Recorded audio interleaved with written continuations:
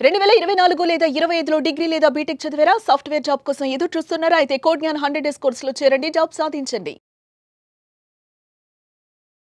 So, ఇప్పుడు లేటెస్ట్‌గా TCS చెప్పిన అనౌన్స్ చేసిన విషయం ఏంటండి? సో, టీసీఎస్ ఏఐ ఏజెంట్స్‌ని ఇంప్లిమెంట్ చేస్తున్నారు వాళ్ళ వర్క్ ఫోర్స్‌లో. రైట్. సో, అది ఇంప్లిమెంట్ చేయటం వల్ల కొన్ని బేసిక్ లెవెల్ జాబ్స్ అన్నీ లే ఆఫ్స్ అవుతాయి. రైట్. కాకపోతే ఏఐ వస్తే అందరూ జాబ్స్ పోతాయి అంటున్నారు. అవును. ఎవరైతే ఏఐ నేర్చుకోకుండా అప్‌స్కిల్ అవ్వకుండా ఉంటారో హ్మ్. ఆ బేసిక్ లెవెల్ సింపుల్‌గా చేసే టాస్క్స్ అన్నీ కూడా అవన్నీ కూడా పోతాయన్నమాట. ఆ లెవెల్ ఆఫ్ జాబ్స్ అన్నీ. ఆ! కానీ ఎవరైతే నేర్చుకుంటారో వాళ్ళకి ఉంటాయి, జాబ్స్ ఉంటాయి. సో, దీనికి best example just 3 days back Google CEO Sundar Pichai statement ఇచ్చారు. హ్మ్. ఏఐ వల్ల జాబ్స్ పోవటం కన్నా ఎక్కువ క్రియేట్ అవుతాయి, ఏఐని మీరు న్యూ థింగ్స్ ఇన్వెంట్ చేయడానికి యూజ్ చేసుకోవాలి అని చెప్పి ఇచ్చారు. రైట్. సో ఈవెన్ తను ఇచ్చారు, గూగుల్లో 30% ఆఫ్ కోడ్ ఏఐ తోటే బిల్డ్ చేస్తున్నాం ఇప్పుడు. హ్మ్. So basic level code build చేస్తున్నారు, కానీ అడ్వాన్స్డ్ కోడ్ బిల్డ్ చేయాలి అంటే కనుక కంపల్సరీ హ్యూమన్ ఇంటెలిజెన్స్ ఉండాలి. అంటే బేసిక్‌గా మనం చెప్పేది ఏంటంటే దట్ నిజంగా మన మెదడుకి మరింత పదును పెట్టే వాతావరణం రాబోతుంది. అవును. అంతే కదా? అవును. బికాస్ చాలా మంది మీరు అన్నట్టుగా ఇప్పటికే బాట్స్‌కి దానికి మారిపోయారు. సింపుల్ రెగ్యులర్ ఎగ్జాంపుల్ చెప్తాను. నా చిన్నప్పుడు ల్యాండ్ ఫోన్స్ అవును. ఊర్లో ఒక 6-7 హౌసెస్లో ఉండే, 6-7 హౌసెస్లో ఉండే. ఎవరైనా కాల్ చేయాలంటే అక్కడ కాల్, లేకపోతే ఎస్టీడీ బూత్స్ ఉండే. అవును. ఎస్టీడీ బూత్స్కి వెళ్ళి కాల్ చేసేవాళ్ళం. ఎస్టీడీ బూత్స్ నుంచి 1 రూపీ కాయిన్స్ వచ్చాయి, 1 రూపీ కాయిన్ డైలర్స్ వచ్చాయి. అవి మల్టిపుల్ ప్లేసెస్లో వచ్చాయి. ఆ తర్వాత నుంచి మొబైల్స్ వచ్చాయి, మొబైల్స్ నుంచి స్మార్ట్ ఫోన్స్ వచ్చాయి.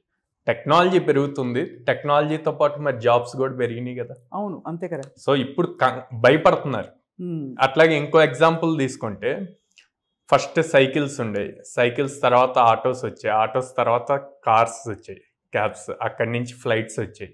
అదే. కానీ అది అక్కడ కూడా ట్రాన్స్పోర్ట్ లెవెల్ పెరుగుతుంది, ప్రయాణాలు ఇన్నోవేషన్ పెరుగుతున్నాయి. పెరుగుతుంది అంతే కదా. అన్ని.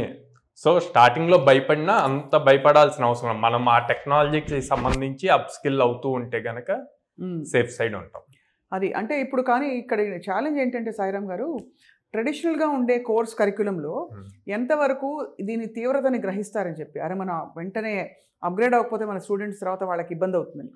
సో కంపల్సరీగా అప్గ్రేడ్ అవ్వాలండి. ట్రెడిషనల్ కోర్స్లో ఏఐని ఇంప్లిమెంట్ చేయాల్సింది. అది మాకు కూడా పెద్ద ఛాలెంజ్. అంటే మేము ఎక్స్పెక్ట్ చేయలేం కదా ఇంత ర్యాపిడ్ స్పీడ్తో చేంజ్ అవుతూ ఉంటుంది అని చెప్పి. అవునవును. ఫస్ట్ డేటా సైన్స్ వచ్చింది, డేటా సైన్స్ నుంచి ఏఐ వచ్చింది, ఇప్పుడు ఏఐ ఏజెంట్స్ వచ్చాయి. ఏఐ ఏజెంట్స్ అంటే అసలు ఏంటండి? ఓ 5-6 మెంబర్స్ చేసే వర్క్ అంతా కూడా ఏఐలో ఒక్కసారి ఆటోమేట్ చేస్తే అదే చేసుకుంటూ వెళ్ళిపోతుంది. అవును. సో అక్కడ హ్యూమన్ ఇంటర్ఫిరెన్స్ అవసరం ఉండదు అనమాట. రైట్. సో బేసిక్గా ఏఐ అంటేనేమో మనం కొన్ని ఎగ్జాంపుల్స్ ఇచ్చి దాన్ని ట్రైన్ చేయాలి. అవును. ఓకే, ఒక్కసారి ట్రైన్ చేసిన తర్వాత అది రియల్ టైమ్ సినారియోస్ చూసి దానంతట అదే నేర్చుకుంటూ వెళ్ళిపోతాం. అవును. అక్కడే ఏ ఏజెంట్స్ వచ్చేస్తాయి. సో మరి రాబోయే రోజుల్లో అంటే ఎలాంటి వాళ్ళకి, ఏ జాబ్స్లో ఉండే వాళ్ళకి కొంచెం సవాల్ అవుతుంది, ఇది ఛాలెంజ్ అవుతుంది? సో బేసిక్గా receptionist jobs, data entry jobs, career స్టార్టింగ్లో సాఫ్ట్వేర్ ఇంజనీర్స్ అవి ఉంటారు కదా, testing jobs testing jobs. So ఇవన్నీ కూడా పెద్ద క్వశ్చన్ మార్క్ అయిపోతుంది. అంటే మనం విన్నది ఏంటంటే చాలా చోట్ల అసలు లింక్డ్ఇన్ లో కూడా మేబీ అప్లికేషన్స్ యాక్సెప్ట్ చేయట్లేదని, సంథింగ్ లైక్ దట్. దాని సో ఎందుకంటే ఓపెన్ ఏఐకి ఇన్వెస్ట్ చేసిందంతా కూడా Microsoft. LinkedIn is related to Microsoft company కదా. సో అక్కడ వాళ్ళు చాలా క్రిటికల్ గా ఎవరైతే ఏఐలో బాగా ఎక్స్పర్ట్స్ ఉన్నారు ఏంటి అన్నది చూసే, ఈవెన్ ఇప్పుడు స్టార్టప్స్ కూడా వాళ్ళ వర్క్ ఈజీ అవటం కోసం ఏఐలో ఎవరికి నాలెడ్జ్ ఉందన్నదే ప్రిఫర్ చేస్తున్నారు. అంతే కదా. ఇప్పుడు పాజిటివ్స్ మాట్లాడదాం. అంటే మన ఏఐ భయపడుతుందని అనుకోకుండా, ఈ గత ఐ థింక్ 3-4 ఏళ్లలో మీరే చాలా మార్పులు చూస్తుంటారు. ఎలా ఏఐ మన జీవితాల్లోకి, మనకి మనం సాఫ్ట్వేర్ లో ఉండక్కర్లేదు, మీకు అంటే మీరున్నారు, మనం డైలీ యూజ్ చేస్తున్నాం కదండి, మొబైల్స్ చేస్తున్నాము, మెటా వచ్చేసింది, చాట్ జీపీటీ వచ్చేసింది. ఇప్పుడు ఇదివరకు చాలా కష్టపడి క్రియేట్ చేసే ప్రెజెంటేషన్స్ కావచ్చు, నోట్స్ కావచ్చు, ఇవన్నీ కూడా మనకి ఈజీ డేటా వచ్చేస్తుంది ఈజీలీ. అండ్ ఏదైనా మీటింగ్స్, ఆన్లైన్ మీటింగ్స్కి అటెండ్ అయితే ఆటోమేటిక్గా నోట్స్ క్రియేట్ అయిపోతుంది. మనం గుర్తుపెట్టుకొని మళ్ళీ నోట్ చేసుకోవాల్సిన అవసరం లేదు. ఇదివరకు మినిట్స్ ఆఫ్ ద మీటింగ్ అని రాసుకునేవాళ్ళం. అదంతా అవసరం లేకుండా డైరెక్ట్గా ఏఐ త్రూ వచ్చేస్తుంది మీటింగ్ క్లోజ్ అవ్వగానే. చాలా కన్వీనియన్సెస్ అయితే వచ్చాయి. అయితే ఇలాంటి పరిస్థితుల్లో మరి మీరు అన్నారు బేసిక్ లెవెల్ జాబ్స్ అవసరం ఉండదని.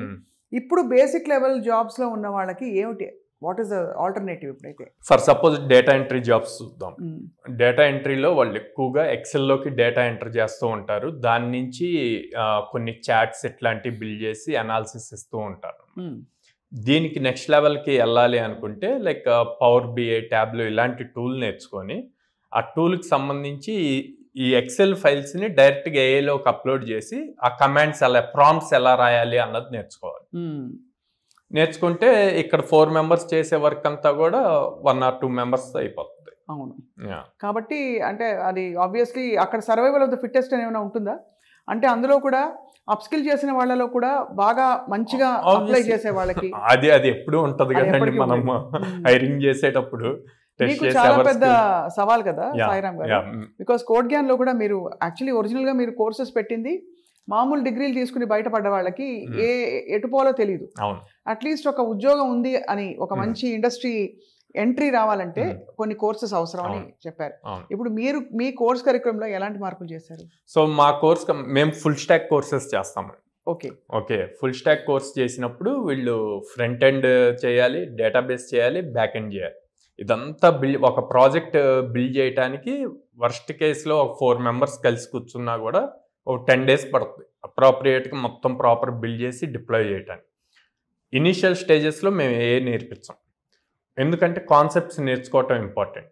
నేను ఏఐ యూజ్ చేసేటప్పుడు చాలా మిస్టేక్స్ ఫైండ్ అవుట్ చేశాను, చాట్ జీపీటీ నుంచి కానీ జెమినీ నుంచి కానీ అది ఇచ్చేటప్పుడు. సో అది మళ్ళీ మనం రెక్టిఫై చేసుకొని ప్రాపర్గా చెక్ చేసుకొని దానికి ఇది కాదు ఇట్లాగా రాంగ్ ఇచ్చారు, ఇది కరెక్ట్ ఆన్సర్ అంటే అది మనల్ని అప్రిషియేట్ చేస్తుంది. అది లెర్నింగ్ స్టేజ్లో ఉంది. అవునవును. సో మనం ఫస్ట్ నుంచే స్టూడెంట్స్కి ఇప్పుడు కెరీర్ స్టార్ట్ అవుతున్న వాళ్ళకి ఏఐ నేర్పిస్తే గనక వాళ్ళు బ్లైండ్గా ఫాలో అవుతారు. రైట్. ఓకే, అలా బ్లైండ్గా ఫాలో అయినప్పుడు రేపొద్దున లాజికల్ థింకింగ్ అన్నది వాళ్ళకి రాదు, అసలు రాదు, డంబ్ అయిపోతారు. అంటే క్వశ్చన్ చేసే అబిలిటీని కోల్పోకూడదు. అవును. సో ఫస్ట్ అసలు వాళ్ళు బేసిక్ ప్రోగ్రామింగ్ అన్నది నేర్చుకోవాలి. నేర్చుకొని ప్రాజెక్ట్ ఇంప్లిమెంటేషన్ అప్పుడు ఏఐ హెల్ప్ తీసుకోవచ్చు అనమాట ఆబ్వియస్లీ. కానీ ప్రతి ఫ్రెషర్కి ఇంటర్వ్యూ క్లియర్ చేయాలి అంటే గనక కోడింగ్ అన్నది చాలా ఇంపార్టెంట్. రీసెంట్గా మార్గన్ స్టాన్లీ పెద్ద ఎంఎన్సీ అనమాట. సో వాళ్ళు ఈ ఏఐ వచ్చి స్టూడెంట్స్ ఇలా చేస్తున్నారని చెప్పి 24 hours హ్యాకథాన్ కండక్ట్ చేశారండి.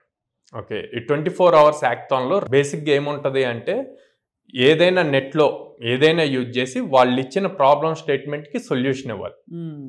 ఇప్పుడు వీళ్ళు పెట్టిన కండిషన్ ఏంటంటే అందరూ ఏఐ యూజ్ చేసి అందరూ సాల్వ్ చేస్తున్నారని చెప్పి no internet connection. Internet connection ఉండదు. మన ఓన్గా ప్రాబ్లం స్టేట్మెంట్ అర్థం చేసుకొని ప్రతి లైన్ టైప్ చేసి బిల్డ్ చేయాలి 24 hours. ఇక్కడ రియల్గా ఎవరికి కోడింగ్ వచ్చు అన్నది బయటపడిపోతుంది. ఆబ్వియస్లీ హ్యాకథాన్స్ లో విద్యార్థుల టాలెంట్ చాలా అంటే బాగా బయటపడుతుంది.